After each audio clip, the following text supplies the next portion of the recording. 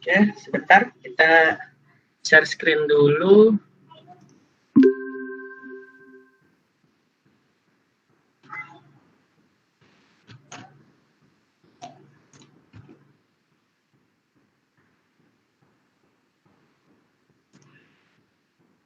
Apakah sudah terlihat ya? Lama ya?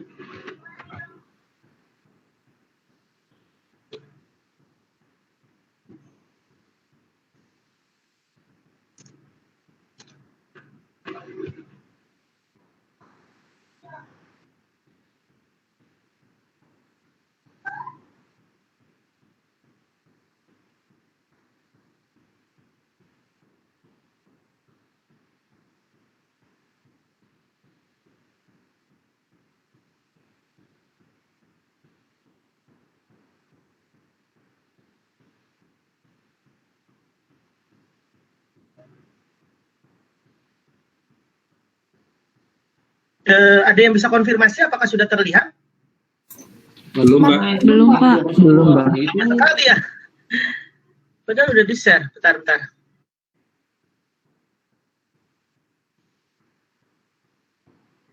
Kayaknya ada masalah deh mungkin ya ini. Sudah, Pak. Sudah? Oke. Sorry. Itu waktu lama untuk ini. Oke. Ya, sekali lagi selamat datang semuanya di perkuliahan kita ya. Tidak terasa ini sudah perkuliahan keempat kita di metode komputasi ya. Semoga kalian dapat ilmu yang bermanfaat lah ya. Beberapa kali kita juga sudah presentasi. 3 pertemuan kemarin kita fokus ke pencitraan, diagnostik imaging dan seterusnya. Aplikasi komputasi yang berkaitan dengan hal tersebut ya. Kita sudah belajar bagaimana tentang konsep visualisasi, bagaimana memvisualisasikan suatu image ya, khususnya kita juga bicara tentang image medis, kegunaannya seperti apa dan kenapa kita perlu mempelajarinya, walaupun memang ya kita bisa mengaplikasikan di teori-teori yang lain. Yang kedua, kita juga sudah belajar ya bagaimana tentang konsep dari segmentasi image ya, bagaimana kita bisa mengaplikasikan machine learning juga ya, seperti K-means contohnya, untuk bisa mengetahui bagian-bagian dari suatu image itu seperti apa dengan suatu metode komputasi. Dan baru minggu yang lalu dan baru saja dipresentasikan oleh teman-teman kalian, kita belajar tentang teori yang berkaitan dengan filtrasi image. Nah, itu sudah selesai ya, jadi kita hanya belajar tentang konsep di imaging, hanya 3 pertemuan. Dan dari pertemuan sekarang sampai ke pertemuan terakhir, kita akan belajar tentang komputasi-komputasi yang digunakan untuk terapi. Jadi kita kan totalnya ada 7 pertemuan ya, karena ada 1 menggeser buat presentasi. Jadi kita totalnya hanya ada 6 kali sebenarnya ya. Jadi 3 kali untuk imaging dan 3 kali untuk terapi. Nah, di terapi ini, di pertemuan kita yang pertama, di bagian terapi, kita akan belajar tentang pendahuluan simulasi Monte Carlo. Monte Carlo ini merupakan metode yang banyak sekali digunakan untuk radiasi ya, dan banyak juga digunakan di metode-metode yang lain, sampai finance juga ya, di ekonomi dan seterusnya juga menggunakan. Nah, pertemuan berikutnya sebagai informasi juga ya, kita akan belajar tentang fitting model ya, model matematika. Nah, itu akan kita pelajari. Dan pertemuan terakhir kita akan belajar tentang konsep dasar dari model selection dan juga analisa sensitivitas. Dan semua konsep-konsep ini bukan konsep yang hanya dimiliki oleh medis saja, bukan. Konsep ini adalah konsep umum yang ada aplikasinya di semua konsep materi apapun, topik apapun. Ya, kalian bisa menemukan misalkan simulasi Monte Carlo dimanapun. Sekali lagi bukan hanya di medis, bisa juga di finance, bisa juga di ilmu-ilmu yang lain ya, yang semuanya berkaitan dengan angka random. Dan demikian pula dengan fitting dan seterusnya. Jadi sekali lagi, ini adalah konsep dan apa yang kita pelajari itu masih dasar. Jadi aplikasinya tentu kalian harus belajar lebih banyak lagi. Oke, jadi capaian pembelajaran dari perkuliahan kita hari ini adalah diharapkan setelah kalian mengikuti perkuliahan ini dapat menjelaskan konsep dasar statistika pada suatu populasi. Jadi kita akan sedikit belajar statistik ya di sini. Bapak yakin secara umum kalian pernah mendengar istilah-istilahnya. dan juga sudah tahu ya secara umum bagaimana deskripsinya dan seterusnya.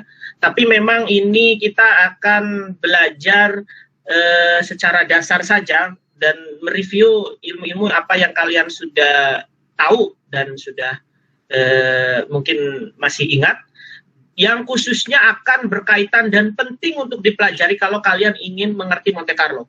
Jadi kita belajar statistika dulu, kemudian setelah itu baru kita akan belajar tentang konsep dasar Monte Carlo itu seperti apa. Dan kita akan ada contoh aplikasinya di medis ya, seperti apa ya. Dan kita juga akan ada sedikit penjelasan tentang metode Monte Carlo di EGS NRC ya, salah satu software di radioterapi yang sangat terkenal. Dan yang terakhir adalah kita akan menjelaskan contoh aplikasi Monte Carlo di bagian yang lain, finance. Nanti kita lihat bagaimana cara mengaplikasikan Monte Carlo di finance, ekonomi, ilmu ekonomi. Oke, jadi ini adalah outline ya. Jadi secara umum kita akan belajar tentang awal statistika dasar, dan yang kedua adalah tentang konsep Monte Carlo itu seperti apa ya. Dasar-dasarnya seperti apa, dan yang terakhir adalah contoh dari aplikasi Monte Carlo di medis dan di finance dalam hal ini. Oke, ini adalah suatu video yang sangat menarik ya. Kalian bisa buka videonya di sini. Bapak akan share PDF dari presentasi Bapak. Jadi kalian kalau mau melihat video ini di sumber utamanya kalian bisa lihat ya. Dan yang apa akan kalian pelajari di bagian awal ini, kita akan belajar tentang parameter populasi. Apa sih yang disebut dengan parameter dari populasi? Nah, kita perhatikan video berikutnya. Jadi, di video ini kita sudah mengasumsikan bahwa kalian mengerti histogram ya. Kalian ngerti lah histogram itu apa ya. Histogram itu kan hanya suatu, bisa dikatakan grafik ya, yang sumbu X-nya adalah suatu nilai tertentu dan sumbu Y-nya adalah frekuensi. Jadi Bapak yakin kalian sudah mengerti lah ya maksud dari histogram ini apa. Distribusi statistik ya, contohnya ya distribusi normal, ini juga kita akan membahas sedikit nanti. Jadi secara umum histogram itu sekali lagi seperti tadi ya, bentuknya seperti ini, mana tadi? Bentuknya seperti ini ya. Jadi misalkan kita punya suatu sumbu X itu angka dari tinggi badan misalkan ya, dan sumbu Y-nya adalah frekuensi. Satu bulatan ini, bukan kotak, satu bulatan ini menunjukkan jumlah misalkan ya. Jadi misalkan ada 1, 2, 3, 4, 5, 6, 7, 8 yang ada di tinggi badannya angka segini misalkan. Ini adalah nunjukin frekuensi sekali lagi di sumbu Y-nya. Dan kita juga akan belajar tentang distribusi normal ya, di mana di distribusi normal ini digambarkannya secara Gaussian seperti ini. Oke, jadi anggap ya kita mau menghitung sesuatu nih. Jadi ini dicontohkan oleh orang yang punya videonya itu sebagai jumlah dari mRNA transkrip ya untuk gene X dari 5 buah sel contoh dari liver ya. Jadi angkanya akan seperti ini. Nah, dari sini juga kita bisa contohkan ini sebagai misalkan ya, kita ambil suatu jumlah apel yang warna hijau dari 5 tempat grocery stores yang berbeda-beda ya. Ini mirip-mirip lah seperti itu. Tapi kita bisa juga green t-shirt misalkan. Jadi t-shirt yang warnanya green misalkan ya, jumlahnya di clothing stores yang berbeda-beda dari 5 tempat yang berbeda-beda. Ya, jadi ini contohnya, tapi kita kembali lagi ke sini ya. Jadi itu adalah contoh-contoh yang lain. Intinya mirip saja seperti ini. Dan jadi setiap warna hijau ini ya merepresentasikan suatu sel dari liver ya, yang punya transkrip mRNA dengan angka tertentu. Jadi misalkan ini dia punya 13 transkrip misalkan. Ini angkanya sekian dan seterusnya sesuai dengan ada di sumbu X seperti apa. Ini 19 transkrip. Nah, tentulah ya kalau misalkan kita punya banyak uang dan banyak waktu gitu ya, kita bisa menghitung jumlah dari transkrip mRNA ini ya dari gene X untuk diambil dari semua populasi. Jadi populasinya itu kan semua liver cell ya. Jadi semua sel yang ada di liver kita ambil semuanya. Tentu kita nggak punya waktu dan uang dan mungkin itu nggak optimal ya. Tapi kalau bisa sih ya bagus gitu. Jadi misalkan saja ya kita mengambil di sini 240 miliar dari titik hijau ini ya misalkan. Kalau kita ambil seluruh populasi dan kita akhirnya bisa gambarkan secara histogramnya ya. Jadi tentu di bagian tengah itu akan lebih banyak ya daripada di bagian samping. Jadi kita katakan liver cell itu transkrip mRNA-nya itu kebanyakannya di sekitar 20 sampai 30, dari 10 sampai 30 lah ya, dan di tengahnya itu sekitar 20 di sini. Dan dari sini maka akan sedikit yang kecil ya, dan akan sedikit juga yang kecil di sebelah sini. Yang terlalu banyak sedikit, yang terlalu sedikit juga sedikit jumlahnya ya di histogram ini. Nah, kalau misalkan kita perhatikan ya, contoh ya, kita ingin tahu nih, berapakah probabilitas ya dari suatu sel dari liver itu yang kita sedang observasi itu angkanya 30 atau lebih ya dari keseluruhan informasi populasi ini, apa yang bisa kita lakukan. Jadi gampang ya, probabilitasnya ya kita mendapatkan lebih daripada 30 itu adalah jumlah dari sel ya, dari nilai di sumbu X-nya itu 30 atau lebih dibagi dengan keseluruhan dari total data yang kita miliki ya. Jadi tinggal kita bagi saja dengan angka total yang kita miliki. Jadi misalkan di sini kita ambilnya 38 miliar misalkan dibagi 240 miliar. Jadi kesempatan atau kemungkinan probabilitas kita mendapatkan angka ya transkrip mRNA lebih daripada 30 adalah 16% misalkan atau 0,16 dalam hal ini. Nah, di sini ya keseluruhan ini karena kita sampelnya itu kan ngambilnya dari keseluruhan populasi. Kita tahu misalkan 240 miliar itu adalah total keseluruhan sel yang ada di hati misalkan. Jadi di hati itu total selnya ada 240 miliar. Kemudian kita akan bisa menghitung akhirnya ya apa yang disebut dengan mean, apa yang disebut dengan standar deviasi. Misalkan dalam hal ini kita dapat 20 dan standar deviasinya adalah 10. Misalkan. Nah, di sini bagaimana cara menghitung mean dan cara menghitung standar deviasi kita akan bahas ini ya nanti. Jadi secara umum mean ini adalah nilai yang dapat menggambarkan rata-rata dari keseluruhan dan standar deviasi itu menunjukkan bagaimana ya si kurva ini itu melandai. Jadi semakin besar standar deviasinya maka kurva ini akan semakin lebar ya ininya bagian ininya. Kalau misalkan semakin mengecil, maka dia akan semakin kecil. Kita akan lihat ada beberapa grafik berikutnya.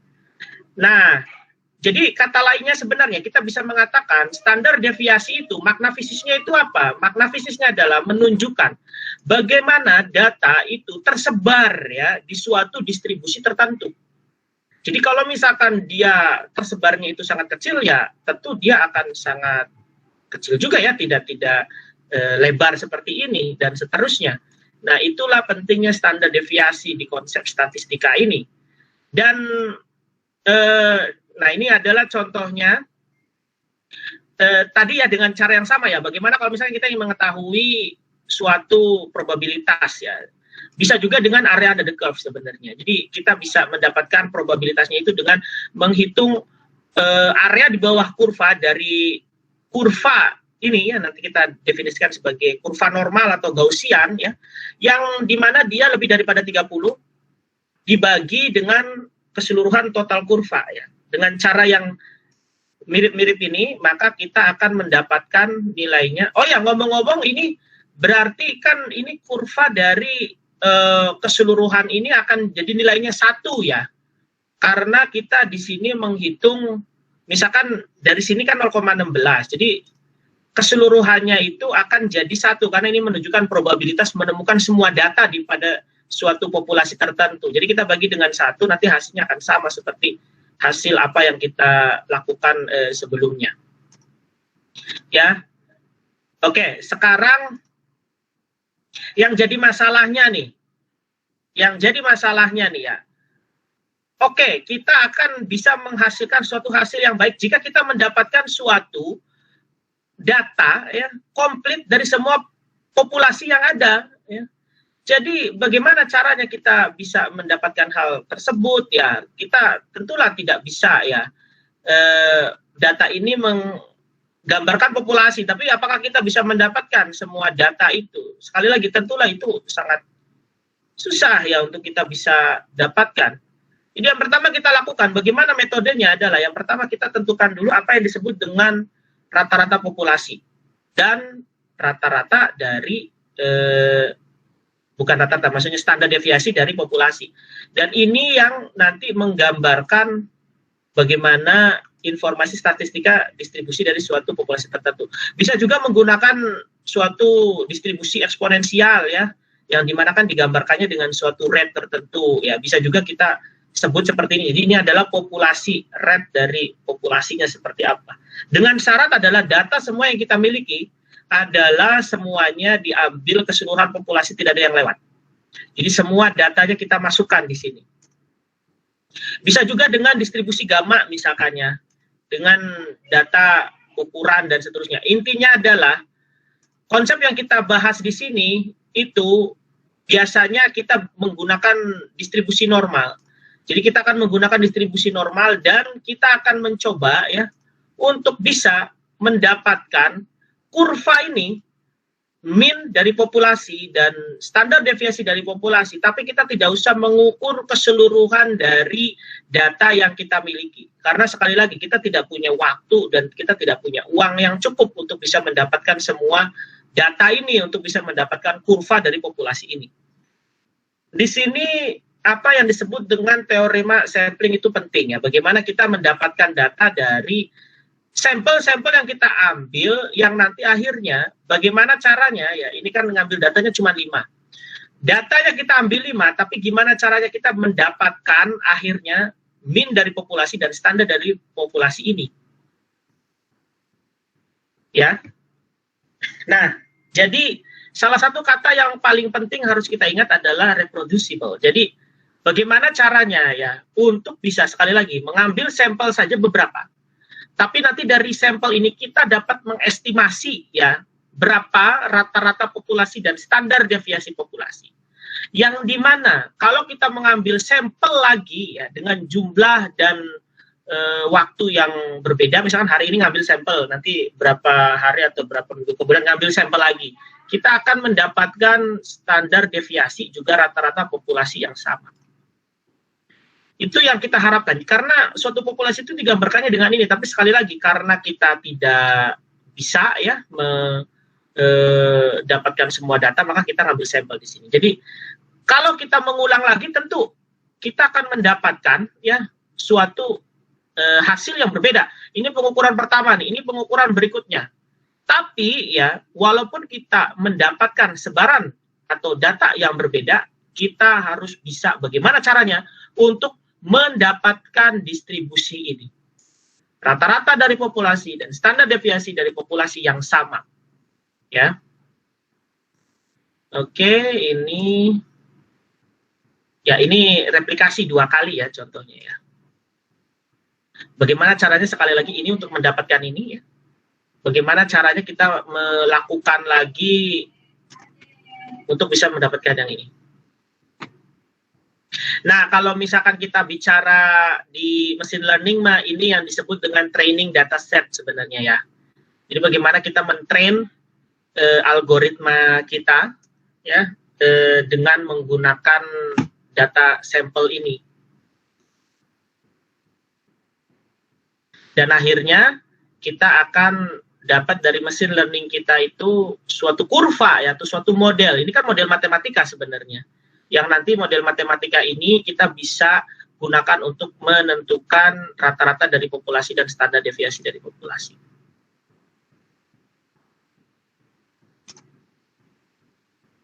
Oke, jadi sekarang kita coba ya hitung ya dari contoh yang kita miliki ini ya. Oke, jadi misalnya kita ukur 5 kali nih. Kita hitung rata-ratanya kan ya, mudah hitung rata-rata ya. Jadi kita hitung saja rata-ratanya dan kita hitung bagaimana standar deviasinya. Dan dari sini maka kita akan mendapatkan mean dan standar deviasi dari data, 5 data yang kita peroleh ini. Nah, kemudian ya, kita lakuin lagi ya. Bagaimana kita mendapatkan data yang berbeda dengan eksperimen yang diulang kembali. Dan ternyata ya, nilai dari mean-nya adalah 19,2 dan kita dapat standar deviasinya, kita lihat di sini nilainya adalah 12,7. Nah, kalau kita bandingkan mean dan standar deviasi dari 2 kali pengukuran ini, maka kita bisa katakan nilainya akan berbeda. Ya, kita lihat di sini. Tapi bagaimana caranya kalau kita dapat 2 mean dan standar deviasi yang berbeda, kita mau mendekati ini kok angkanya berbeda gitu ya. Ya, dari sini kan bagaimana kita bisa menyatakan bahwa hasilnya adalah reproducible gitu. Kalau maksudnya gini, reproducible itu kan kita mengukur pengukuran yang baru gitu ya, melakukan pengukuran yang baru, itu angkanya kan selalu sama gitu. Tapi ini kok angkanya beda-beda. Nah, caranya ya bagaimana kita mengerti konsep ini adalah contoh ada 2 kali pengukuran. Misal ya, kalian cuma mengukurnya 2 kali gitu. Kalau kalian mengukur 2 kali, kalian akan mendapatkan rata-ratanya misalkan nilainya adalah 11 misalkan ya. Nah, kemudian kalian akan mendapatkan standar deviasinya 11,3. Kalian bayangkan, rata-rata populasinya kan 20. Iya kan, jauh banget bedanya dengan rata-rata dari sampel yang ada 2 ini kan.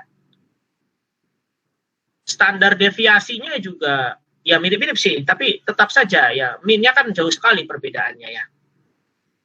Nah, kalau kita tambahkan lagi pengukurannya jadi 3 ya, maka dia akan geser tuh mean-nya.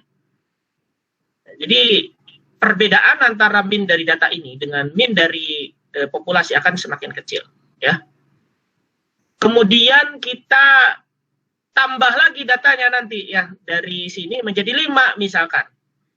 Nah, dari kita mendapatkan 5 ini, maka kita akan mendapatkan mean yang baru 17,6 yang tentu lebih dekat dengan rata-rata dari populasi yang dalam hal ini adalah 20. Dengan standar deviasinya juga mirip-mirip. Artinya apa? Kalau kita tambahkan data ya, sampel kita tambahkan gitu ya, maka kita akan semakin mendekati rata-rata dari populasi. Kalau misalkan kita kayak gitu, orang bisa bertanya, Pak, kalau kayak gitu Pak, tambahin aja datanya sebanyak-banyaknya Pak. Kalau tambah datanya sebanyak-banyaknya tanpa adanya acuan, ya, maka orang bisa mengukur sampai 1 juta, 1 miliar kali. Mana bisa orang A ngomong, oke, katanya, saya ngomong 1 juta udah cukup. Orang lain ngomong, enggak, saya 1000 juga cukup. Gimana caranya untuk menentukan bahwa orang A itu benar, orang B itu salah, atau dua-duanya benar, atau yang mana yang benar, gitu kan? Inilah pentingnya, salah satunya adalah kita harus bisa juga ya mengeceknya dengan secara statistik sebenarnya. Ya, di sini kita bisa menggunakan apa yang disebut dengan konsep p-values dan interval, confidence interval ya, untuk mengkuantifikasikan nilai dari confidence kita ya terhadap parameter yang diestimasi. Oke. Kemudian ya, jadi kalau misalkan kita mengulang 5 kali nih, kita cuma ngambil sampelnya nih, kemudian kita dapat mean dan standar deviasi ya, kita harus mengecek sekali lagi apakah jumlah sampel ini cukup misalkan ya. Dan ini sekali lagi kita bisa menggunakan p-value dan confidence interval ya. Dimana nanti kalau dengan p-value kita mau melihat apakah kedua-duanya ini berbeda secara signifikan atau enggak. Kalau berbeda secara signifikan ya, dari satu sampel dengan sampel yang lain. Misal gini, kalian mengukur 2 kali. Kalian mengukur 2 kali lagi gitu. 2 kali pengukuran dilakukan 2 kali. Dan kalian bandingkan bagaimana confidence interval atau menggunakan metode p-value-nya. Pasti mereka akan sangat berbeda. Karena mereka sampelnya terlalu sedikit. Maka kita bisa nyatakan jumlah N yang kita gunakan atau jumlah pengukuran yang kita gunakan itu kurang. Ya, dengan metode p-value dan confidence interval ini. Itu alasannya kita harus menambah, jangan 2 dong. Jadi kan 3 atau 4 dan 5 dan seterusnya. Nah, pada suatu ketika kita harus berhenti. menyatakan bahwa data kita udah cukup pada saat kita bisa menyatakan, oh perbedaannya nggak terlalu signifikan kok. Ini alasannya, kata signifikan itu punya makna statistik. Jadi kalian hati-hati kalau kalian bikin tesis misalkan ya, kalian menggunakan kata menggunakan kata signifikan, maka itu punya makna konsekuensi statistik tertentu. Sehingga kalau kalian menyatakan signifikan, kalian harus dibarengi dengan pernyataan itu harus dibarengi dengan suatu tes statistika tertentu. Apakah menggunakan p-value ya, nanti ada uji hipotesis misalkan, atau confidence intervalnya dicek atau dan seterusnya. Untuk menentukan bahwa memang benar-benar berbeda secara signifikan atau enggak. Ya, jadi ngerti ya, secara summary ya, kalian bisa lihat kita ada seperti ini ya. Kita intinya dari suatu distribusi tertentu ya, kita butuh apa yang disebut dengan rata-rata populasi dan standar deviasi populasi. Tapi tentulah masalahnya adalah kita tidak bisa mendapatkan semua data dari suatu populasi. Kalian bayangin aja kalau kalian mau election gitu ya, mau pemilihan presiden misalkan, orang Indonesia ada 270 juta sekarang. Kalian mau ngelakuin pengukuran ke 270 juta, oke lah, masih terlalu over gitu ya kalau kita 270 juta, karena kan memang ada yang balita, ada yang maksudnya nggak bisa milih gitu ya, dan mungkin dia juga nggak mau datang ke TPS misalkan. Tapi anggaplah berapa, 150 juta lah anggap yang bisa eligible gitu ya untuk melakukan pemilihan. Apakah kalian deketin satu-satu tuh 150 orang? Kalian lihat di TV sering kali ngomong kita punya data 3.000 orang. Wah, 3.000 kok ngedeketin dari semua orang Indonesia yang eligible? Karena mereka punya dasar statistik. Bagaimana caranya mereka mendapatkan rata-rata populasi dan standar deviasi dari populasi? Ya, dengan menggunakan metode statistik, dengan menggunakan sampling tadi. Tapi samplingnya juga datanya harus konsisten. Ya, dalam hal ini bisa reproducible dengan kita mengecek dengan metode statistik juga bahwa memang perbedaannya signifikan atau tidak gitu antara pengambilan sampel satu dengan sampel yang lain. Dan mereka punya model di situ untuk menentukan, oh angkanya ya, sampel yang kita butuhkan adalah sekian, untuk bisa menyatakan bahwa jumlah sampelnya udah cukup. Dan sebarannya juga harus bagus ya. Misalkan gini, kemarin ya kita bicara sedikit politik ya, di Jawa ya, Jawa Barat misalkan Prabowo misalkan, kemudian di tempat yang lain Jateng atau Jawa Timur misalkan Jokowi, di Sumatera misalkan Prabowo. Kalau kalian ngambil datanya ya di anggaplah bukan 3.000, tapi kalian ambilnya 1 juta misalkan, tapi semua 1 juta itu kalian ambilnya itu dari orang yang ada di Jawa, ya nonsense lah ya. Kalian ulangi lagi pengukurannya, disebar, akan beda hasilnya ya kan. Kita perlu reproducible, jadi datanya nggak boleh berubah. Itulah alasannya, maka pengambilan data di mana dia diambil pun itu penting. Jadi salah satu parameter, ya. Oke, jadi berikutnya kita akan belajar tentang konsep distribusi normal ya. Jadi contohnya nih, ini sebenarnya kayaknya salah naruh video deh. Ini harusnya diberikan di awal sebelum kalian ngebahas yang tadi. Tapi anyway, oke lah, nggak apa-apa. Sumbu X adalah tinggi badan, sumbu Y adalah kita bisa katakan sebagai contohnya ya, probabilitas. Atau juga bisa dikatakan sebagai jumlah sebenarnya, mirip dengan histogram. Nah, ini adalah bell shape curve ya, karena dia kayak bell ya. Dan di sini contohnya menggambarkan pengukuran dari tinggi badan. Ini orang kan bisa pendek, bisa rata-rata, bisa tinggi ya. Dan ini kalau kita bicara probabilitas berarti kalau semakin ke atas berarti semakin mungkin dia ada pada suatu populasi tertentu, dan semakin tidak mungkin kalau lebih kecil angkanya. Contohnya nih, kan sangat jarang sekali kita punya misalkan sekitar 165, 170 gitu ya untuk laki-laki misalkan rata-ratanya. Kan sangat jarang sekali kan kalian ngelihat laki-laki yang tinggi badannya di Indonesia misalkan 140, 130 kan, makanya jumlahnya sedikit atau kemungkinannya ya, probabilitasnya untuk menentukan orang yang pendek itu sangat kecil karena kan ini pendek ya, nilai di sumbu Y-nya kecil gitu. Demikian pula yang sangat tinggi, misalkan 200 meter misalkan tinggi dari orang gitu ya di Indonesia.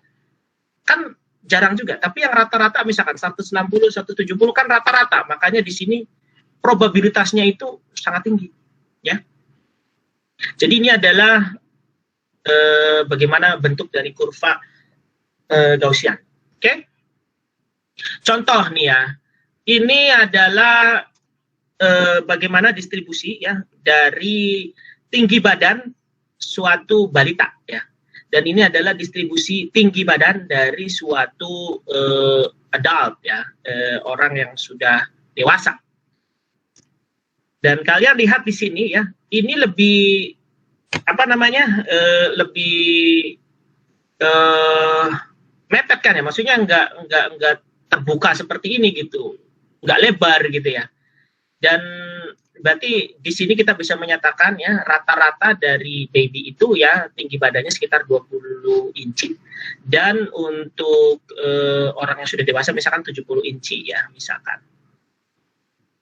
Nah, oke, yang pertama adalah distribusi ini selalu senternya di tengahnya itu selalu yang menunjukkan nilai min nanti ya, nilai rata-ratanya ya.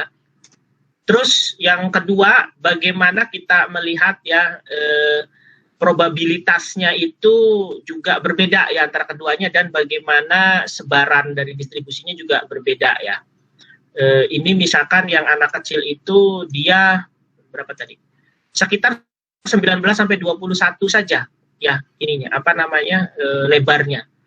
Tapi kalau misalkan yang dewasa itu lebarnya itu sekitar 60 sampai 80 inci ya. Nah, di sini kita juga melihat ini lebih tinggi sekali lagi daripada ini ya. Karena kemungkinan menemukan suatu bayi pada suatu daerah yang kecil ini 19 sampai 20 itu lebih tinggi ya, khususnya 20 lebih tinggi dibandingkan yang adult di sini. Ya, jadi oke, ini sudah. Ya, nah, tentulah kita perlu ya menjelaskan ya, ada suatu distribusi ya yang kemungkinannya itu dan bagaimana sebarannya itu sangat kecil ya dibandingkan dengan sebarannya yang sangat lebar. Nah, inilah gunanya standar deviasi sebenarnya. Jadi standar deviasi lebih kecil, kita akan mendapatkan sebarannya lebih kecil. Standar deviasi lebih besar, kita akan mendapatkan sebarannya lebih besar seperti ini. Oke? Jadi standar deviasi ini tentu lebih kecil daripada standar deviasi yang ini ya. Nah, misalkan standar deviasi dari bayi itu ya tinggi badannya 0,6 dan yang ini adalah standar deviasinya 4. Kalian lihat ini sangat besar sekali ya bedanya. Nah, ini yang tadi ada presentasi itu ya, Bapak membahas. Jadi dengan mengetahui standar deviasi itu sangat penting untuk kita bisa memprediksi bagaimana sebaran ini ya. Dan sebaran ini kita bisa menggambarkan itu sekitar 95% dari pengukuran itu di sekitar plus minus 2 kali standar deviasi. Maksudnya gini, kalian punya min ya, di sini kan min ya. Min kan di sini misalkan nih, angka min di tengah ya. Kemudian kalian tahu standar deviasi dari distribusi ini berapa misalkan, 4 misalkan tadi ya. Maka kalau misalkan kalian kali plus 2 ya, kali plus 2, 2 kali standar deviasi, misalkan dipluskan dengan min, maka kalian akan dapat ya angkanya itu kan di sekitar sini ya. 2 kali standar deviasi ya, plus dari min. Minus 2 kali standar deviasi ya dari min itu akan ada di sini. Dan kalau kalian hitung keseluruhan ya dari minus 2 kali standar deviasi sampai plus 2 kali standar deviasi, kalian hitung di sini semua, maka jumlah dari ya data yang kalian include ke perhitungan kalian dengan menggunakan plus minus 2 kali standar deviasi adalah 95% dari seluruh populasi. Ya. Pak, boleh nggak kalau misalkan lebih? Boleh. Ya. Kalau kalian mau bisa 3 kali standar deviasi bisa jadi lebih besar daripada 95 ya. Kalau nggak salah 4 kali standar deviasi itu sudah masuk ke 99% ya. Oke. Ya, jadi kalau misalkan kita ambil 95% dari baby ini, maka dia sekitar 20 plus minus 1,2 inci ya, karena kan kita ambilnya 2 kali, karena kan 0,6 standar deviasinya ya, jadi 2 kalinya kan 1,2. Kalau untuk ini 4 kan standar deviasinya, jadi 70 plus minus 8 inci ya. Jadi, untuk kita bisa menggambarkan suatu distribusi normal, informasi yang kita butuhkan adalah rata-rata, ya, nilai rata-rata. Untuk mengetahui titik tengahnya di mana. Ini adalah titik tengahnya di mana, ini nunjukin rata-ratanya. Ini yang pertama. Kemudian adalah standar deviasi, informasi keduanya yang harus kita peroleh. Untuk menunjukkan bagaimana ya suatu kurva itu sebarnya itu, ukuran dari lebarnya itu seperti apa. Ya.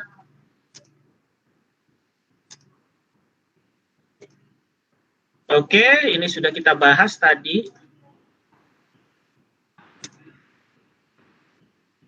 Ya, jadi distribusi normal ini aplikasinya ada banyak ya. Jadi kita bisa gunakan untuk ya bagaimana tinggi badan ya, bagaimana berat badan dan seterusnya ya. Oke. Berikutnya ya, kita akan membahas lebih detail apa yang disebut dengan rata-rata ya, mean ya, standar deviasi dan variance. Itu apa maknanya ya. Oke, kita percepat saja. Kita sudah bahas ini sebelumnya ya, bagaimana kita mempelajari bagaimana mendapatkan data untuk bisa mendekati suatu ada yang mau gabung ya sebentar. Ada yang mau gabung sebentar, Bapak ini dulu. Belum ada yang. Kirain ada yang lagi nunggu di ini.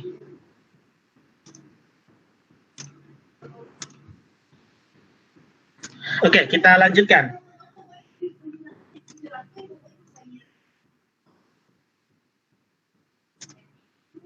Ya, kita mengerti ya. Jadi kita ingin mendekati rata-rata dari populasi dan standar deviasi dari populasi sebenarnya ya. Tapi tentulah kita tidak bisa melakukan hal tersebut ya, sehingga yang kita harus lakukan adalah kita ngambil sampelnya. Tapi kita mari bahas satu-satu ya. Untuk rata-rata. Rata-rata ini, Bapak pikir ini gampang ya. Jadi tinggal kita jumlahkan saja semua angka yang ada sampai semua data sampel yang ada dibagi dengan jumlah sampel. Jadi kita akan dapat rata-rata nilainya seperti apa ya. Dan ini adalah titik tengah ya. Titik tengah dari kurva Gaussian ini. Oke. Oke. Jadi ini adalah bukan estimasi ya, bukan estimasi dari nilai rata-rata dari populasi, tapi ini ya memang nilai dari rata-rata populasi itu sendiri, karena kita menghitungnya dari data keseluruhan yang ada di populasi. Oke, kemudian kita ingin mengetahui ya bagaimana data-data yang ada di sini itu tersebarnya berdasarkan, oh ya ini penjelasan dulu bahwa kita bisa juga menggunakan sampel yang kecil ya. Jadi misalkan 5 tadi kita sudah bahas ini. Jadi caranya ya sudah kita bisa menghitung ya, jumlahkan semua dibagi dengan datanya ada berapa ya. Jadi 17,6 misalkan dalam hal ini. Ini adalah X rata-ratanya. Oke, jadi ini yang kita harus perhatikan ya. Kalian mungkin pernah baca ada yang namanya mu, ada yang namanya X rata-rata ya. Jadi X rata-rata ini adalah rata-rata sebenarnya ya, nilai rata-rata yang diambil dari sampel sebenarnya. Dan kita mengharapkan X rata-rata ini sama seperti rata-rata dari populasi. Pengennya sih gitu, rata-rata dari populasi adalah mu. Dan kita berharap ini sekecil mungkin, kalau bisa perbedaannya 0 ya. Dan itulah salah satu contohnya adalah dengan menambahkan jumlah sampel. Kalau X rata-rata dengan mu rata-ratanya berbeda jauh. Pak, gimana caranya kita menentukan bahwa X rata-rata dengan mu-nya berbeda jauh? Caranya adalah kalian repeat measurement-nya. Kalau kalian ngulangi measurement lagi, angkanya dari mean measurement pertama dengan mean measurement yang kedua itu jauh berbeda. Apalagi kalian lihat ya significantly different gitu ya, berdasarkan test p-value ataupun confidence interval, maka kita bisa katakan, wah benar-benar ini datanya kurang. Gitu. Kalau dia datanya udah cukup sih harusnya nggak berubah. Ya, mungkin berubah, tapi nggak signifikan gitu perbedaannya. Ya, oke kita lanjutkan. Nah, jadi kita kembali lagi ya ke sini ya. Jadi bagaimana sekarang kita ingin mengetahui bagaimana sebaran ya dari data yang kita miliki pada suatu populasi tertentu. Oke. Nah, caranya adalah mudah. kita hitung setiap data ya, dia nyimpangnya itu ya, istilahnya menyimpang. Nyimpangnya itu dari titik tengah, dari min itu seberapa jauh gitu ya. Jadi kita hitung perbedaan dari setiap data, nyimpangnya dari min itu seperti apa, etc. etc. Jadi yang kita lakukan adalah kita hitung ya, simpangan atau perbedaannya antara setiap data terhadap nilai rata-ratanya itu seperti apa. Kenapa kita perlu dikuadratkan? Karena kita, nanti ada alasannya. Karena kita sebenarnya ingin menghilangkan pengaruh kiri kanan sebenarnya. Ya, jadi kalian ingat di sini ada nilai X minus ini. Jadi ini ada nilai positif negatifnya dan kita hitung ya semuanya. Kenapa harus dikuadratkan? Ya, kita lihat dulu dari rumusnya. Ini dikuadratkan, kemudian kita jumlahkan semuanya. Ya, setelah kita jumlahkan maka kita bagi dengan semua data yang kita miliki di sini. Ya. Nah, ini kuadrat karena apa? Karena yang di sebelah kiri itu kan nilainya lihat akan negatif semua kan? Iya kan? Nilainya kalau yang di sebelah kiri itu akan negatif semua. Sedangkan yang di sebelah kanan akan positif semua kan? Jadi kalau misalkan kita nggak ada kuadrat, maka ini akan cancel ini. Bisa 0 nilainya, iya kan? Nah, ini yang kita tidak mau ya. Nah, itulah alasannya kita mengkuadratkan, kita menjumlahkan, kemudian kita bagi dengan jumlah n dan kita akan dapat angkanya. Tapi karena angka ini ya merupakan kuadrat ya.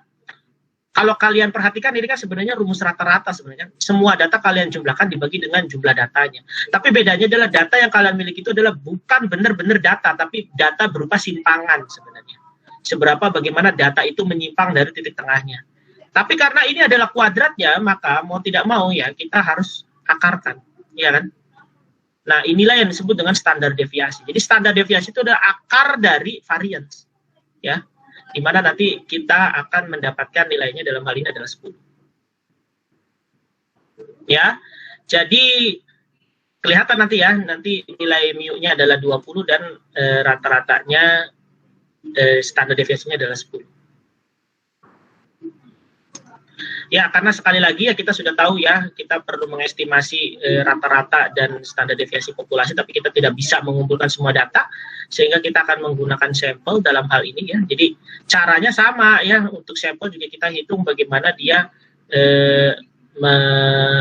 menyimpangnya dari nilai rata-rata yang kita miliki nanti. Jadi pertama kita hitung dulu rata-ratanya seperti apa, kemudian oh ya untuk menghitung untuk sampel kita ada nilai n-1 ya. Oke, kita lakuin hal yang sama, kita juga hitung ya, nanti kita akan mendapatkan nilainya. Oke, di sini kita akan mendapatkan bahwa nilai dari ini ya, kita akan bisa mendapatkan nilainya itu lebih besar ya, kalau misalnya kita mengambil dari populasi daripada ini. Karena kan ini kan data ya, bisa juga dia lebih kecil gitu simpangannya dibandingkan dengan yang kita miliki di populasi. Itulah alasannya kenapa kita harus punya n-1 nilainya. Jadi kita lakuin hal yang sama ya, kita hitung perbedaan dari setiap data terhadap titik tengah, kemudian kita kuadratin, kita bagi dengan n-1 ya. Jadi 101,8 nanti kita sekali lagi ini adalah kuadrat, maka kita mau tidak mau akarkan dan inilah yang disebut dengan standar deviasi ya. Dan 10,1. Ya, jadi kalau kita lihat di sini ya, ini yang berwarna hijau itu merupakan suatu kurva yang diambil dari keseluruhan populasi. Dan untuk sampel yang kita miliki itu warnanya itu berbeda ya, bukan hijau ini ya, dan kalian lihat ini tidak terlalu jauh berbeda sebenarnya, karena kan ujung-ujungnya adalah kita ingin mendapatkan yang populasi ini sebenarnya. Tapi itu nggak jadi masalah ya. Oke, jadi ya ini sekali lagi ya, kita sudah dapat. Ini adalah summary-nya sebenarnya. Oke, ini cuma summary saja. Oke, sebelum dilanjutkan silakan. Apakah ada pertanyaan dari kalian? Silakan. Untuk konsep ini. Ya, sebenarnya hanya sampai sini saja untuk yang statistika. Sebelum kita masuk ke metode Monte Carlo, apakah ada yang mau ditanyakan? Silakan.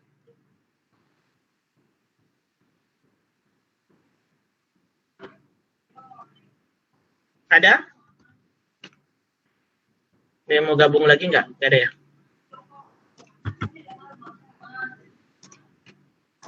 Oke, tidak ada? Izin bertanya, Pak. Ya, silakan sebutkan namanya. Untuk standar deviasi itu yang bagus nilainya berapa, Pak, kalau untuk pengambilan sampel? Sebutkan namanya dulu. Bapak nggak bisa melihat. Iya, nama saya Asep Taufik.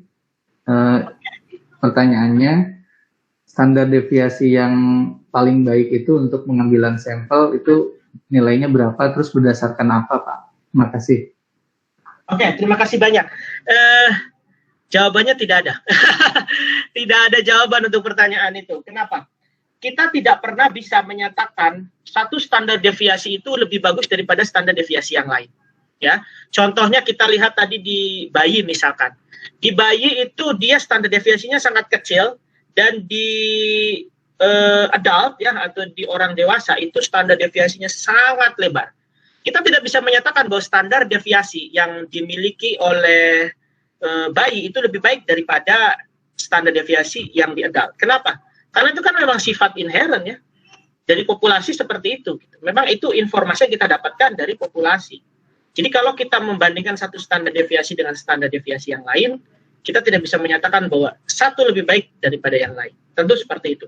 Tapi ya kalau kita bicara ya untuk contoh yang lain, misalkan ya tadi kita bicara tentang konsep dari standar deviasi dan min yang berkaitan dengan resolusi spasial misalkan di imaging. Ya tentu ya semakin kita mendapatkan standar deviasinya semakin mengecil, tentu akan lebih baik. Tapi apakah standar deviasi dari suatu resolusi spasial dari imaging device itu bisa dirubah? Nggak bisa, itu kan sifat inherent. Ya kan? Nggak bisa dirubah kita merubahnya. Bagaimana caranya ya? Ganti alatnya. Kan logikanya kayak gitu. Tapi ya, yang lebih besar standar deviasinya tentu akan menggambarkan suatu fenomena di mana dia distribusinya itu akan lebih lebar. Gitu. Jadi seperti itu yang bisa Bapak informasikan. Tapi sekali lagi, secara umum kita tidak bisa menyatakan satu standar deviasi lebih baik daripada standar deviasi yang lain. Kecuali untuk yang lainnya lagi, misalkan kalian fitting. Fitting itu standar deviasi menunjukkan bagaimana tingkat ketidakpastian dari estimasi suatu parameter. Kalau kalian dapat standar deviasi lebih kecil, tentu lebih bagus. Tapi apakah standar deviasi itu bisa dirubah? Tidak bisa. Kecuali apa? Kecuali kalian rubah jumlah parameternya dari model kalian, misalkan. Jumlah struktur dari model kalian rubah strukturnya, misalkan. Atau jumlah datanya kalian rubah yang tadinya 1, 2, 3 jadi 100 misalkan. Ya kalian akan berubah. Ya. Tapi untuk suatu keadaan tertentu, ya standar deviasinya segitu, ya itulah nilainya gitu. Ya, itu ya, semoga dimengerti ya. Iya Pak, kalau terkait ini Pak, apa tingkat akurasi suatu data gitu Pak terhadap standar deviasi itu gimana Pak? Misalnya contohnya lembaga survei itu kan ada deviasinya sekian antar satu lembaga survei dengan lembaga survei yang lain, seperti itu Pak. Ya. Itu maksudnya terkait dengan ini yang Bapak sampaikan ini ada kira-kira? Oh gini, itu lebih ngomong ke confidence interval ya. Jadi kalian kan tahu bahwa confidence interval itu adalah dari asal katanya aja, confidence. Kita kan yakin gitu ya, confident gitu ya. Interval itu nunjukin intervalnya itu ya seberapa besar gitu dan seterusnya. Nah, metode ini sebenarnya kita bisa menggunakan untuk mengetahui bahwa sampel kita tuh bener nggak sih bisa benar-benar ngegambarin populasi yang sedang kita teliti gitu. Kalau kita bicara gini ya, hari ini misalkan ada pemilihan misalkan kandidat A dengan kandidat B, terus kita lakuin survei. Sifat inherent dari hasil survei itu atau sifat inherent dari election itu ya, pemilihan itu nggak bakalan berubah di hari itu. Kalau hari itu yang A menang, ya harus A yang menang. Jadi hasil kita, survei kita ya harus menunjukkan A yang menang. Itu nggak bisa dirubah. Tetapi gini, kita punya banyak banget data yang harus kita ambil gitu. Kalau kita mau ngambil semuanya kan kita punya semua uang untuk bisa menghubungi semua orang di daerah tersebut gitu ya. Datangi satu-satu apa. Terkadang lembaga survei juga kan pengen supaya cepat gitu ya dapat hasil gitu kan. Yang kedua adalah apa kita punya waktu. Ya, untuk ngumpulin semua data dari populasi, misalkan populasinya ada 1 juta misalkan, bisa kita datengin ke 1 juta orang itu, kita punya dananya, punya uangnya dan seterusnya. Enggak optimal. Makanya kita lakukan adalah kita ambil sampel. Tapi dengan sampel yang kita gunakan, kita akan mendapatkan suatu nilai confident gitu, bahwa kita confident terhadap angka kita ini, bahwa angka ini akan benar-benar bisa mempresentasikan si population mean dalam hal ini. Jadi walaupun sampelnya lebih sedikit ya. Nah, tapi ya tentulah yang namanya kita se-confident-confidentnya kan pasti kita tidak yakin 100%. Makanya biasanya kita ditambahkan tingkat ketidakyakinan itu sekitar 3%. Maksudnya apa? Kalau kita dapatkan hasilnya itu adalah 50% misalkan, biasanya dia akan dapat nilainya itu sekitar plus minus 3% misalkan. Jadi errornya itu bisa naik turun sebesar 3%. Jadi bisa salah 3%, berarti bisa naik angkanya dari 50% itu 3%-nya berapa, dan bisa turun 3% dari 50% itu berapa. Dan itulah nilai range yang kita akan dapatkan. Tapi tentu kita harus yakin kan terhadap angka itu. Dapat bayangin gini, dapat hasil satunya itu 90% gitu ya, satunya 10%. Tapi errornya gitu ya, dari pengukuran itu untuk dapat menggambarkan si populasinya rata-ratanya seperti apa, itu errornya adalah 50%. Gimana?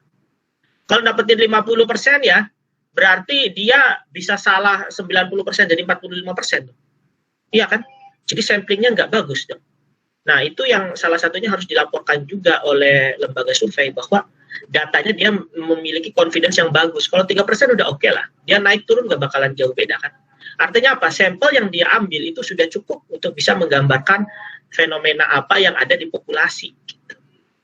Gitu ya, semoga bisa dimengerti ya. Memang kita nggak ngebahas sampai ke confidence interval, ke cek hipotesis dan apa, itu kan jauh masuk ke ranahnya statistik. Ini kan hanya statistika dasar. Tapi semoga kalian mengerti distribusi normal dan seterusnya ini, mean, standar deviasi, varian, sekalian mengertilah makna umumnya seperti apa untuk bisa menopang ilmu-ilmu yang lainnya gitu. Gitu ya, semoga dimengerti ya. Iya Pak, terima kasih Pak. Oke, sama-sama. Kalau gitu kita lanjutkan ya. Oke, sekarang kita masuk ke metode Monte Carlo ya. Di bagian awal kita akan belajar tentang definisi. Jadi sebenarnya metode Monte Carlo itu awalnya kita melihat ada suatu fenomena alam. Ya, dari fenomena alam ini kita coba untuk mempelajarinya. Bagaimana caranya kita mengerti fenomena alam itu seperti apa. Dan sebenarnya kebanyakan dari fenomena alam itu dapat didekati dengan suatu fenomena atau konsep bilangan acak. Ya. Dan inilah yang disebut dengan metode Monte Carlo yang nanti kita bisa gunakan metode komputasional untuk mensimulasikannya.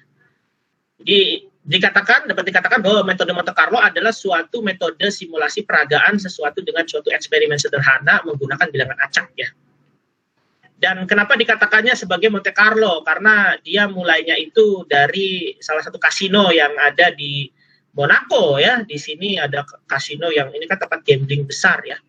Dan di sini kita bicara bilangan acak itu kan sama seperti kita ngelakuin taruhan gitu ya pada suatu perjudian tertentu gitu. Jadi metode Monte Carlo adalah suatu teknik analisis numerikal ya, yang menggunakan sampling secara random untuk dapat mengkonstruksikan suatu solusi dari problem tertentu.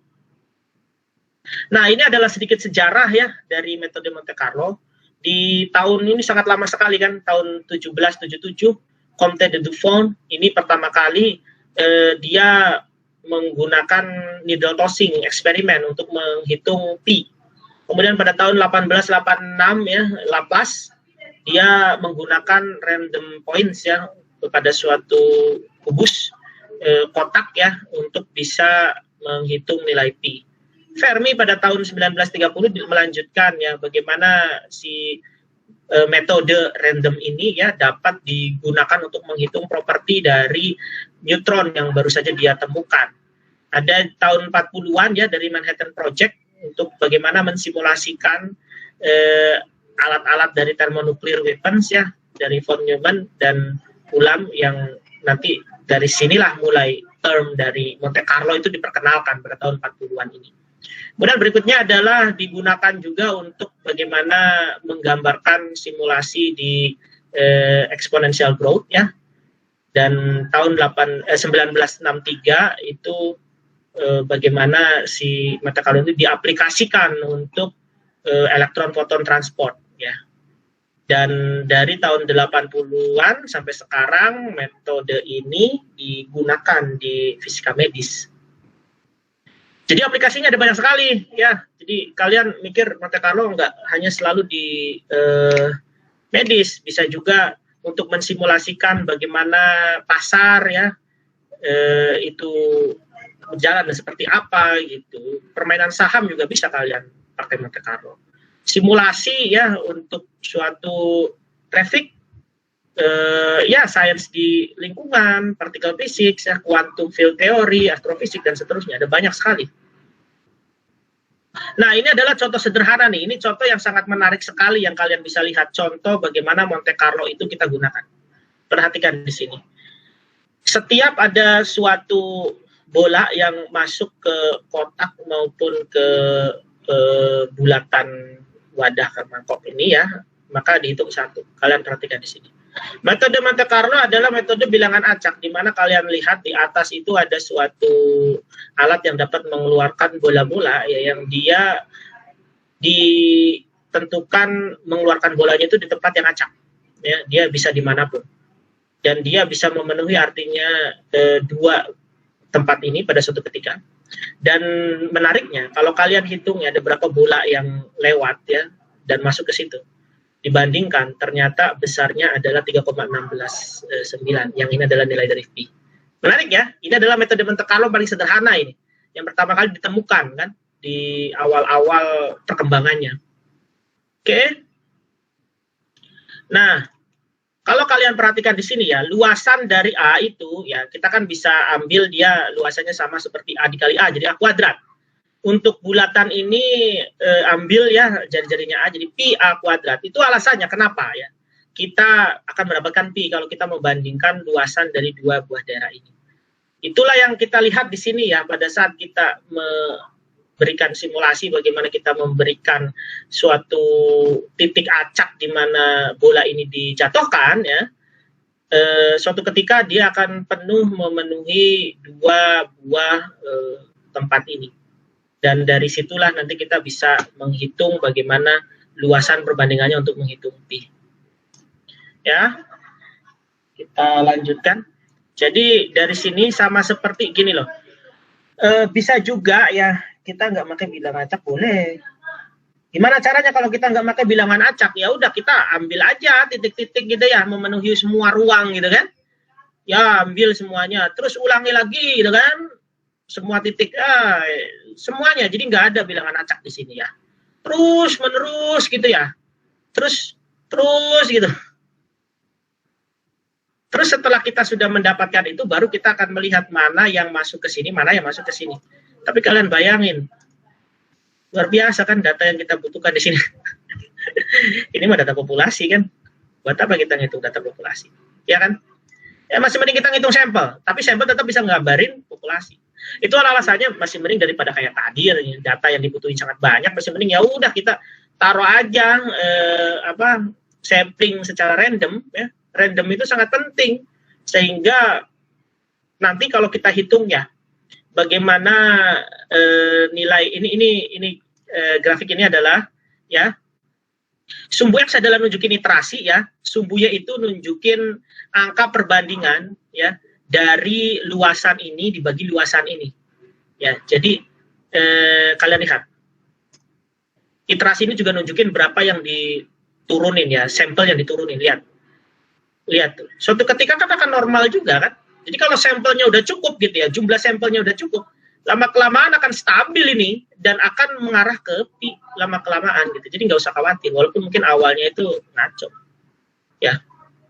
Ini adalah simulasi yang sangat menarik sekali untuk kita bisa lihat. Jadi contoh lainnya adalah kita punya cahaya misalkan di sini ya. Kita punya suatu bola di sini ya. Kemudian kita ingin tahu nih kemana sih kira-kira gitu kan? Cahaya yang dari bola lampu ini ada di sini akan datang dan dipantulkan pada suatu daerah tertentu di sekitar dari bola ini. Ya daripada kita ngambil semua kemungkinan gitu ya, ambil aja secara acak. Nah ini contohnya. Kalau kita ngambil secara acak ya, kalau misalkan kita mendapatkan angka dari jumlah sampel yang cukup, nah ini kan kesana kan semakin banyak sampel yang diambil tuh. Nah, less noisy kan, jadi akan semakin bagus kan, terlihat juga ya. Oke, jadi itu adalah contoh sederhana metode Monte Carlo dan penjelasan metode Monte Carlo ya secara umum seperti apa. Bagian berikutnya adalah kita akan mempelajari contoh Monte Carlo bagaimana, khususnya di medis. Secara umum, Monte Carlo sekali lagi adalah simulasi transport dari partikel. Misalkan pada suatu daerah tertentu terjadi ya partikel itu hidup ya atau baru dilahirkan gitu. Dan pastilah dia menghasilkan radiasi kan. Karena partikel ini contohnya adalah partikel yang dapat menghasilkan radiasi ya. Jadi ini adalah kondisi lahirnya, dia baru lahir. Kemudian dia akan bergerak gitu kan ya, melewati suatu medium tertentu. Wah, dia akan terjadi banyak sekali kemungkinan interaksi di sini ya. Bagaimana dia bisa ke sini dan seterusnya gitu kan, berinteraksi dengan apa yang ada di materi ini. Dan sekali lagi terjadi interaksi antara pengganggu dan yang diganggu, dan dari sini kita akan mendapatkan ya, kalian udah belajar lah di medis khususnya. Ada interaksi, nanti si partikel ini akan menghasilkan efek fotolistrik, hamburan Rayleigh, efek Compton, pair production dan seterusnya. Dan dari sinilah kita bisa mendefinisikan Monte Carlo di radiasi medis, yang menyatakan bagaimana kita menggambarkan suatu biografi ya, kehidupan partikel dari lahir, pertama kali dia dilahirkan menghasilkan radiasi dan seterusnya sampai dia mati. Nah, itulah kita di Monte Carlo. Contoh nih ya, probabilitas dari suatu partikel foton ya yang dia akan melewati suatu material ya yang dengan ada tebalnya adalah sebesar X ya. Dan ini adalah detektor ya, dan jaraknya adalah R. Probabilitasnya kita bisa hitung sebagai E minus mu X ya, di mana X itu adalah ketebalan. Nah, Bapak nggak bakalan ngebahas ini lebih detail ya, karena kan udah belajar ini di materi kuliah yang lain ya. Dan jumlah N ini yang kita bisa lihat nanti terbaca di detektor itu adalah N0 E minus mu X ya. Jadi kita secara umum dapat menghitung probabilitas dari pertama kalinya terjadi interaksi dari foton yang datang di materi itu ya, dia akan terjadi pada suatu kedalaman, misalkan dia tidak terjadi interaksi sampai kedalaman X misalkan, tapi dia akan terjadi interaksi pada saat kedalaman X sampai X ditambah DX.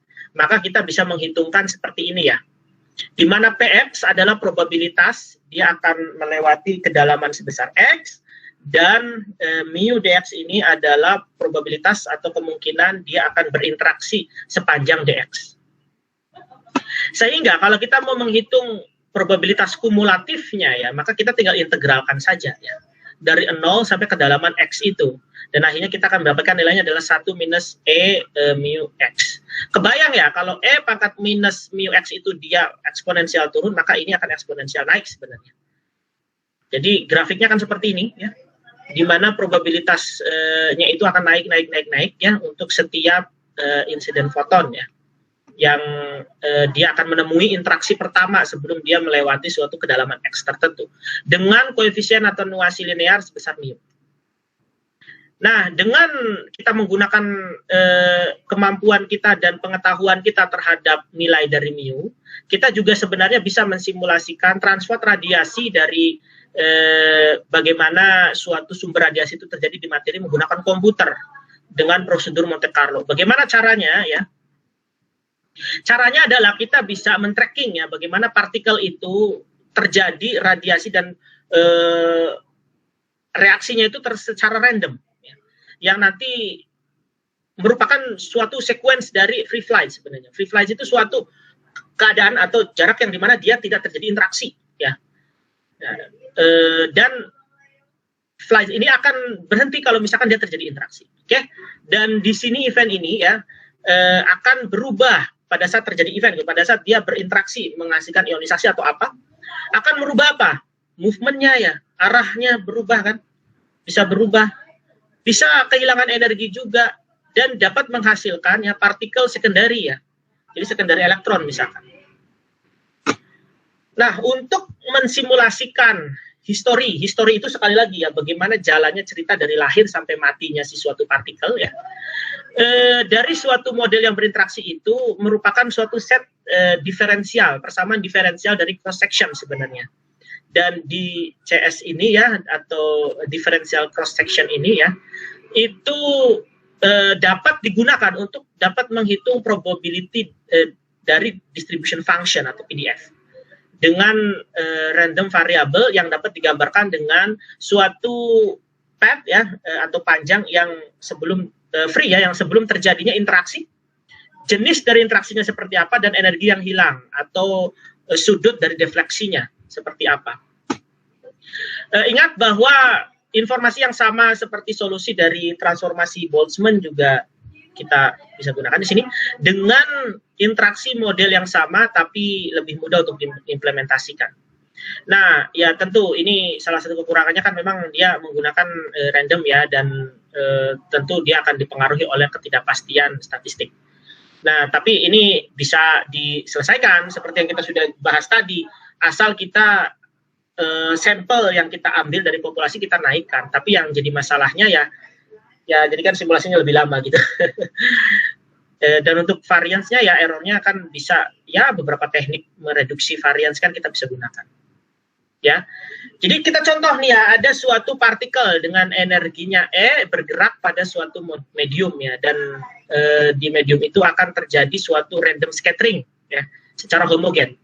Jadi kita bisa menyatakan bahwa suatu partikel itu bisa kehilangan energinya ya, yang kita gambarkan di sini energinya itu W, dan dia juga bisa berubah arahnya ya. Kalian sudah belajar pasti di mekanika ya, bagaimana angular deflection ini ya, scattering angle-nya dengan theta, dan azimutal itu yang disebut Z itu loh, dan kita bisa gambarkan sebagai psi misalkan, dan ini adalah XY misalkan ya, yang untuk theta-nya. Jadi kita mengasumsikan misalkan ada satu partikel ya, dia akan berinteraksi dengan dua mekanisme, ada mekanisme A dan mekanisme B, dan model scattering atau hamburan itu dapat dispesifikasikan dengan nilai dari DCS-nya seperti ini ya. Jadi akan terjadi perubahan, bagaimana perubahan dari cross section terhadap perubahan energi, dan perubahan dari bagaimana si omega ini yang berkaitan dengan sudut juga ya. Dan nanti kita bisa hitung ya cross section-nya itu untuk setiap molekul seperti apa, dengan mengintegralkan energinya, berarti dari 0 sampai keseluruhan energi yang muncul, dan dari theta-nya itu kita integralkan 0 sampai pi ya. Jadi kita bisa hitung nantinya dari, kalau kita sudah dapat ini ya, dapat cross section-nya, maka kita bisa dapat PDF. Nah, PDF ini kan yang kita butuhkan ya, dengan kita menghitung dengan rumus seperti ini. Nah, jadi PDF itu informasi apa sih yang kita dapatkan? Jadi dia dapat memberikan ya nilai dari probabilitas yang sudah dinormalisasi, yang misalkan ada terjadi untuk suatu hamburan, kejadian hamburan pada tipe A misalkan. Jadi bagaimana suatu partikel itu kehilangan energinya pada suatu interval tertentu misalkan ya, dari W sampai W ditambah dW, atau bagaimana dia didefleksikan ya pada suatu arah polar, sudut polar pada interval theta sampai theta plus d theta misalkan. Nah, untuk azimuthal scattering ya, kita bisa memakai setiap tumbukan itu kita bisa memakai suatu nilai random, yang nilai randomnya itu terdistribusi secara uniform pada interval 0 sampai 2 pi ya. Dan bagaimana kita menghasilkan random track-nya itu ya, setiap partikel kita akan mulai dari suatu posisi dan energi tertentu nih ya. Kemudian ya, dia akan menghasilkan interaksi kan. Nah, pada saat interaksi itu kita akan men-store, akan mengecek bagaimana kemungkinan ya, dengan random generator pasti, bagaimana dia akan berubah posisinya ya, bagaimana dia akan berubah energinya, dan bagaimana arahnya ya akan berubah.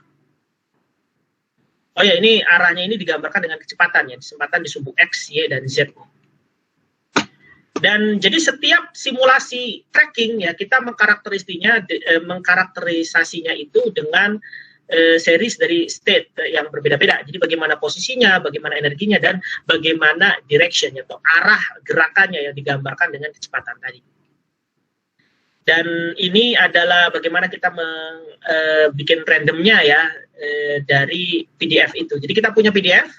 Nanti dari PDF itu kita akan mengambil angka-angka random ya, yang nanti angka random itu kita bisa masukkan ke history dari si partikel itu, bagaimana dia berubah arahnya sekali lagi, bagaimana scattering terjadi, bagaimana arahnya berubah, bagaimana energinya juga berubah. Dan PDF itu bisa kita gambarkan dengan rumus seperti ini ya, dengan nilai variabel randomnya kita ambil nilainya lambda dikurangin ln E, yang nanti interaksinya itu kita bisa ambil ya Rn ditambah SDN.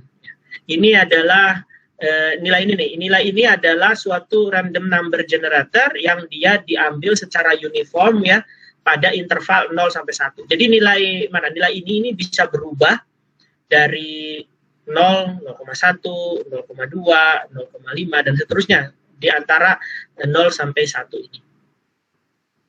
Dan kemudian kita akhirnya bisa menghitung ya probabilitas terjadinya suatu scattering yang terjadi karena interaksi A misalkan. Jadi hitung saja bagaimana kemungkinan cross section dari A dibagi dengan keseluruhan cross section untuk probabilitas untuk yang A. Dan untuk yang B kita bisa menghitungnya seperti ini ya, B dibagi dengan keseluruhan. Dan kita juga bisa menghitung bagaimana energi yang hilang dan theta ya di sampling berdasarkan distribusi dari PAB ini ya. Untuk energi yang berbeda ya, untuk nilai dari arah dan juga sudut yang berbeda. Dan azimutalnya itu kita gunakan dengan 2pi epsilon ya di sini untuk keseluruhan 360 derajat. Nah, ini penggambarannya. Jadi kalau misalkan ada suatu partikel yang datang, dia berinteraksi di sini ya, di mana di sini akan menghasilkan, misalkan dia terdefleksikan terhadap sudut theta tertentu misalkan. Nah, di mana ini adalah sumbu X, Y, dan Z, dan ini adalah sudut azimutalnya ya. Ya, tentu setelah sampling dari nilai W, theta, dan sudut azimutalnya ya, setelah interaksi kan pasti energi akan hilang ya. Dan arah setelah interaksi ya didapatkan dari hasil dari nilai D yang awal dirotasikan. Nanti karena kan bisa juga ke arah sini kan theta, tapi bisa juga ke arah sana, dan seterusnya kan. Jadi bisa juga untuk azimutal kita putar. Nah, untuk simulasi trackingnya ya, step-stepnya bisa diulang kembali ya, beberapa kali iterasi. Dan tracking ini akan kita katakan berhenti ya, cukup ya, jika si partikel itu sudah melewati materialnya, jadi kita udah nggak mau mengobservasi lagi. Atau nilai dari energinya itu sudah sangat kecil pada suatu nilai E tertentu, atau di sini kita menyatakan kita bisa menggunakan energi yang diabsorpsi oleh medium. Nah, beberapa software yang dapat digunakan untuk metode Monte Carlo di medis itu ya, bisa kita menggunakan EGS-NRC di sini ya contohnya. Coding ini ya di develop sama Stanford University Department of Nuclear Physics dengan kerjasama dengan Government of Canada. Jadi mereka bekerja sama untuk menghasilkan ini. Kalian bisa buka di sini ya. Nanti Bapak kan kirim ini ke kalian. Jadi kalau kalian mau lihat-lihat, mungkin khususnya yang di medis, kalian mau melakukan penelitian yang berkaitan dengan radioterapi, dan kalian mau ngambil yang berkaitan dengan topik Monte Carlo, kalian bisa baca-baca di sini ya tentang EGS-NRC.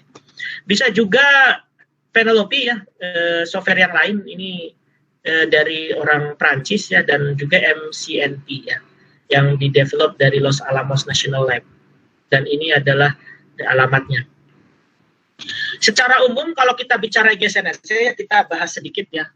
EGS-NRC itu ya merupakan salah satu bagian dari software yang sudah dikembangkan EGS-4 di tahun 94 oleh Rogers et al. Dan sebenarnya dia itu package-nya itu dibagi menjadi beberapa bagian. Yang pertama ada BIM NRC, DOS XYZ NRC, dan BIM DP.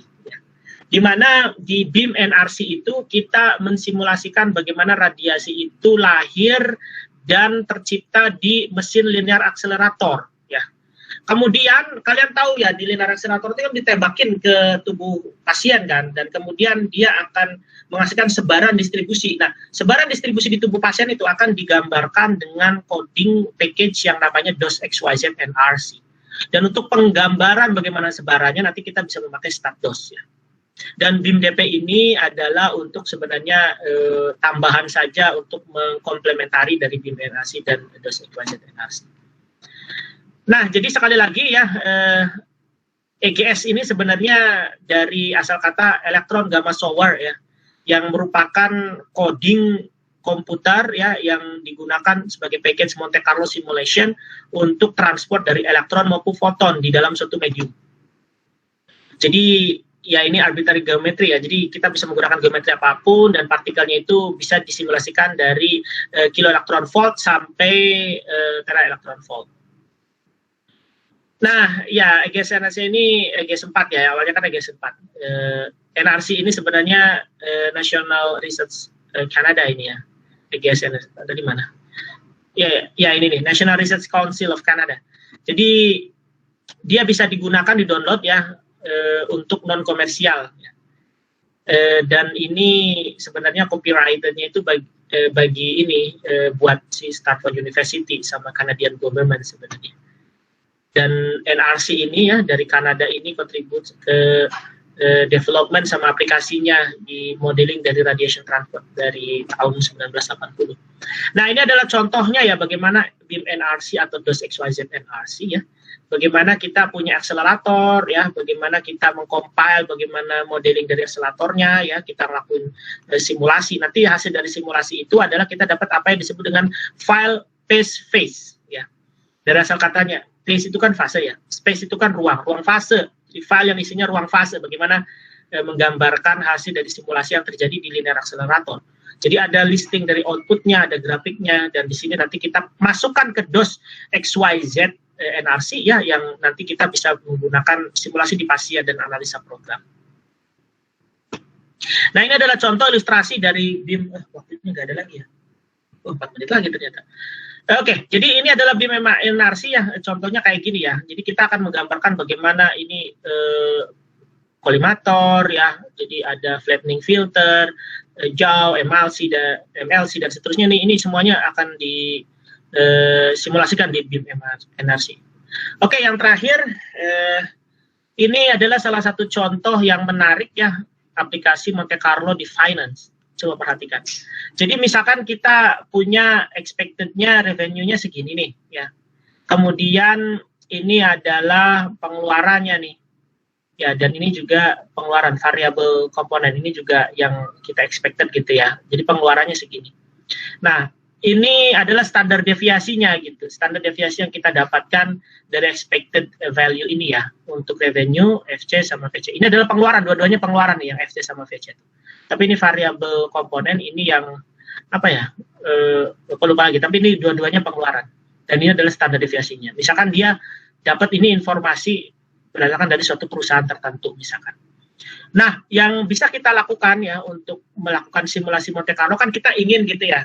Kira-kira kalau misalkan punya data kayak gini ya, kira-kira profitnya seberapa besar sih? Kita kan mau tahu kan, kalau kita mau ngelakuin pembelian saham misalkan, atau jadi apa namanya ngebiayai suatu usaha ekonomi tertentu misalkan ya, bikin perusahaan atau apa, kan kita harus study dulu dong.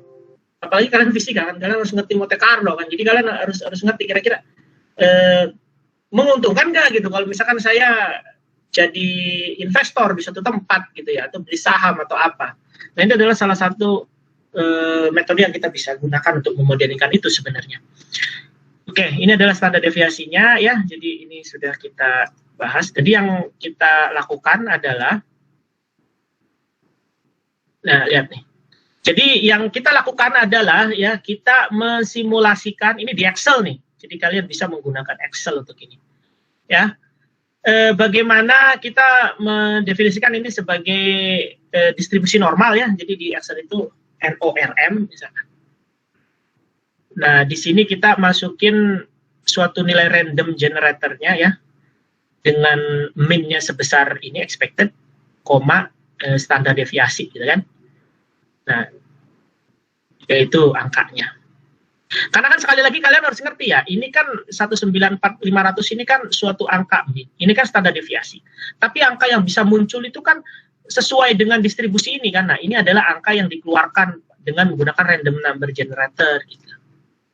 Dan kalian lakuin hal yang sama dengan FC. Lihat nih, setiap simulasi angkanya berubah-ubah. Perhatikan. Setiap simulasi angkanya bisa berubah-ubah. Iyalah karena kan menggunakan angka random itu kan. Nah, profit itu disimulasikan sebagai ya revenue ya. Jadi penghasilan kotor dikurangi pengeluaran-pengeluaran gitu kan. Nah, kalian mau tahu dong profitnya kira-kira sebagaimana besar gitu kan. Nah, kemudian dari sini ya simulasi tentu tidak bisa dilakukan satu kali. Jadi kita harus ngelakuin simulasi beberapa kali ya. Ingat, sampel sangat penting ya untuk kita bisa menentukan bahwa dia bisa menggambarkan suatu populasi atau tidak gitu.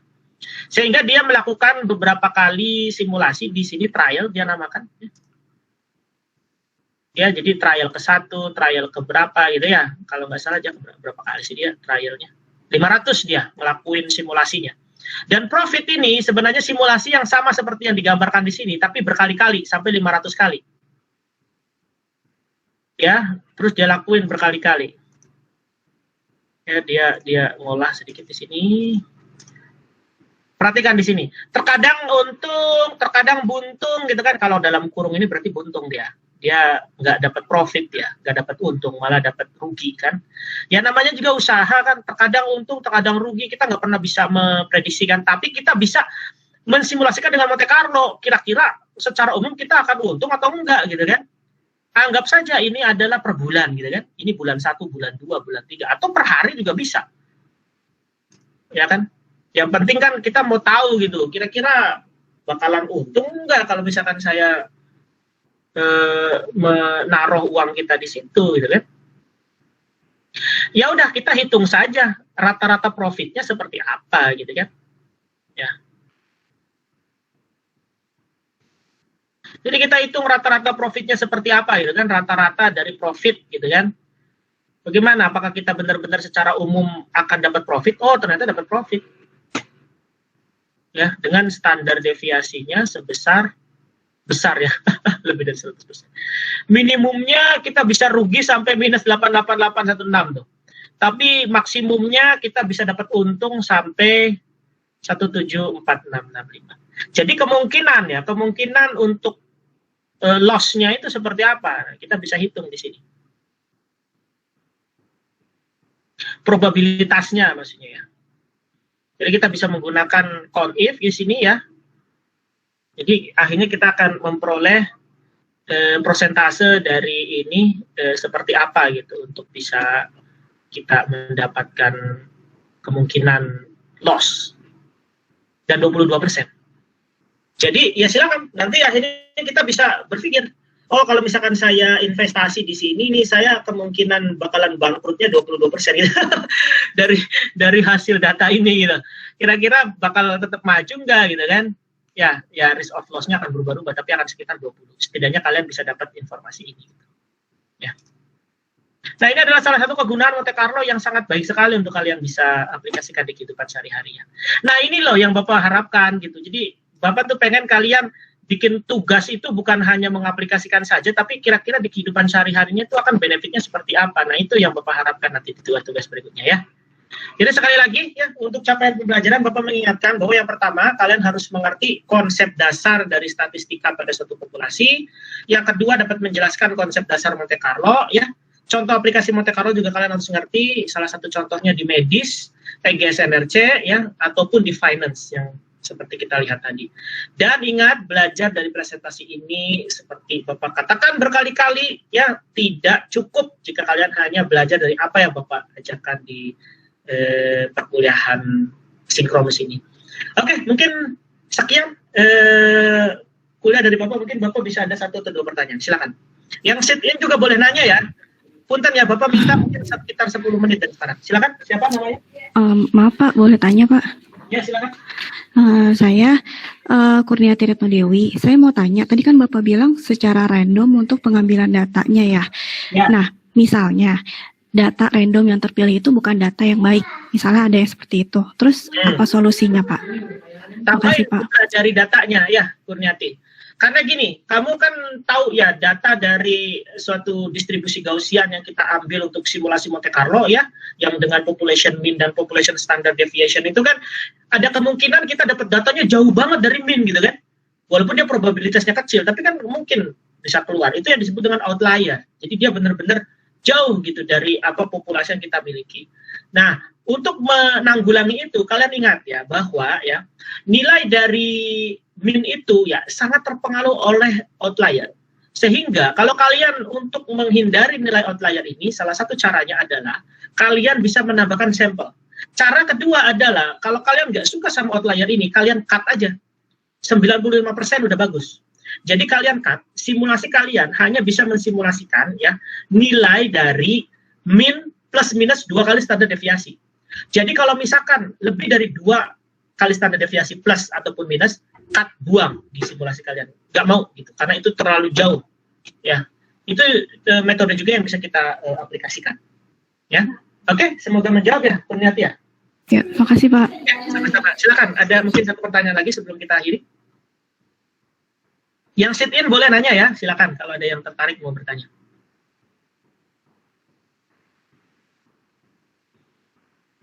Ada? Silakan. Saya Pak Vicky Hurung. Ya, silakan Vicky. Mungkin bukan lebih bertanya ke materinya Bapak, cuman mau nanya untuk yang untuk tugasnya minggu depan, itu kira-kira Ya. datanya ini berarti boleh acak ya Pak? Maksudnya kita bisa ambil data sembarang gitu maksudnya? Iya, betul. Kalian Monte Carlo tuh, apa sih data yang kalian butuhin? Coba Bapak nanya. Kalau misalkan yang paling sederhana aja di finance, apa sih yang kalian butuhin? Kan tinggal mean sama standar deviasi kan? Iya nggak? Iya Pak. Kalian cari aja di mana gitu misalkan ya. Jadi tinggal dicari di mana kalau kalian mau bikin finance kayak gini, tapi misalkan di MATLAB misalkan. Kan di perkuliahan ini kan Bapak mintanya di MATLAB ya, jadi jangan pakai Excel kayak tadi. Tapi di MATLAB juga harusnya sangat sederhana. Kalian tinggal cari aja mean sama standar deviasi, tapi berdasarkan suatu informasi yang valid benar gitu. Kalian misalkan dapat stock market misalkan, ternyata mean sama standar deviasinya itu segini Pak, saya dapatnya dari www.apa gitu kan. Nanti kamu dapat itu dan kamu aplikasikan Monte Carlo dengan random generator, kan bisa ya. Tapi dengan rumus misalkan tadi kan, berarti profit merupakan pemasukan dikurangi dengan loss, bukan loss, apa namanya, ya komponen pengeluaran lah, dan seterusnya. Itu kan salah satu contohnya di finance ya. Dan Monte Carlo ini terbuka ya, kesempatannya kalian mengaplikasikan dimanapun, nggak harus di medis. Bapak nggak, mohon maaf, Bapak nggak mencontohkan di EGS Energy-nya secara aplikasinya di softwarenya seperti apa. Sebenarnya dulu Bapak pas zaman S2 tesisnya di Monte Carlo memang. Dan Bapak juga ada